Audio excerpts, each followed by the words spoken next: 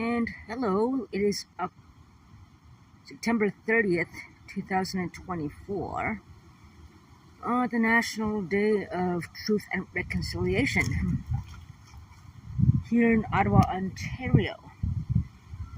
So, there's a lot of people wearing orange shirts this day in Ottawa. In the market, I count maybe about a dozen people wearing the orange shirt to acknowledge the trauma residential school survivors have endured and those who have passed on, unfortunately. Yeah.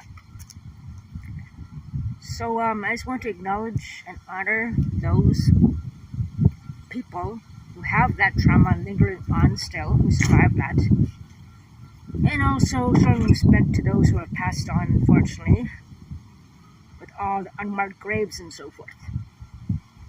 So yeah, the trauma is real. The trauma will always be there.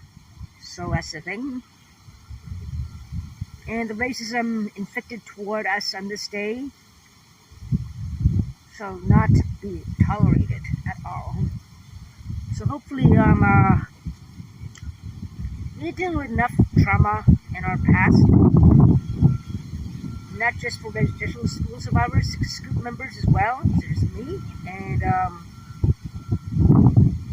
victims of violence toward us, which is unfortunately a very sad reality.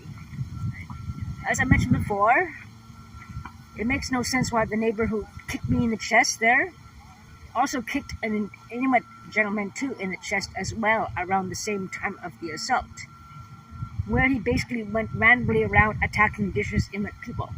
Violence is tolerated and this guy is still living there. But many other people have been kicked out for other reasons, but when it comes to violence against Indigenous people, Inuit people, it seems like they are tolerated and still living in the building, which makes no sense at all. Despite the fact it was on camera of my assault, it was very serious, by the community housing cameras and so forth. So, yeah, I just want to touch base about the trauma and the violence against us and so forth and all that. It still makes no sense to me why this guy is still living there. I'm not the only victim he attacked and kicked in the chest for no reason, simply because I'm Indigenous and simply because the other one was Inuit as well. Racist, violent man still living there with a violent record, still living there, not evicted for that.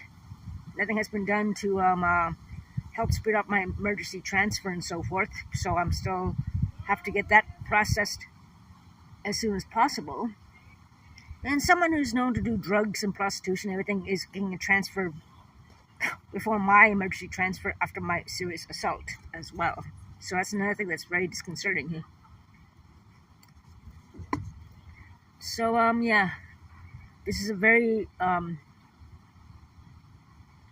very important day for us and for people to acknowledge and support those who've gone through trauma, violence against them.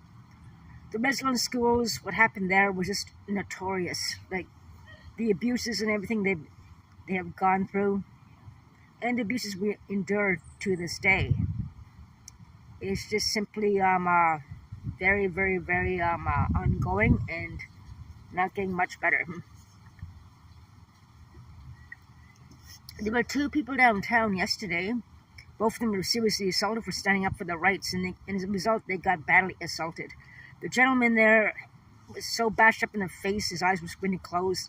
The other one had a black eye, but they are sick and tired of the racism inflicted toward them, you know. So it's understandable why they get sick and tired of it and try to stand up for their rights. And as a result, for standing up for our rights, we get more violence inflicted upon us. That is the sad thing. We stand up for our rights, we get, victimized more, we get bullied more, we get violence inflicted toward us more for standing up for our rights.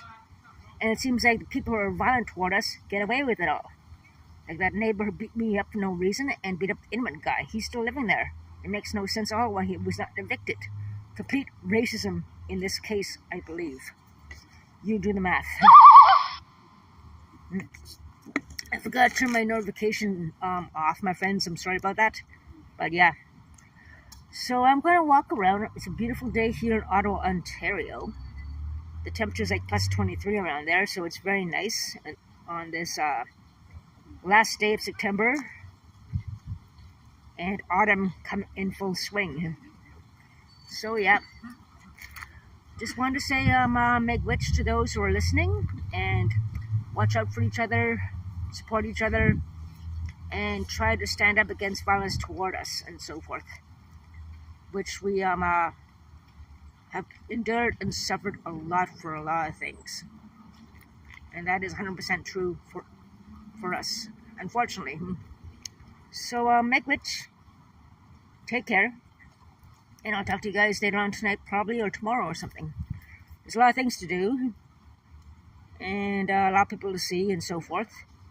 Places to go, places to visit, and people to see. So take care, my friends. Meg Witch, and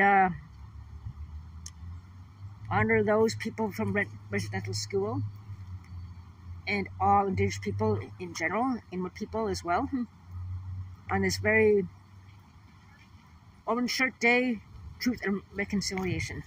Take care, Meg Witch.